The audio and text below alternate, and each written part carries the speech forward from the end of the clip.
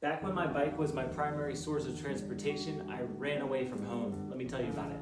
I got in this huge fight with my mom. I can't remember over what, but I just remember being so frustrated and so angry that I just had to leave.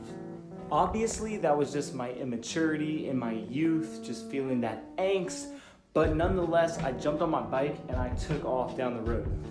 You might have a story similar to this, but as you can imagine, I didn't get very far. I was crying, had tears running down my face, and I realized, what am I doing? I cannot leave my house. I knew my mom and dad loved me, and I knew that even though I was frustrated or I thought I knew what was best, that I needed to come back home because that's where I belong.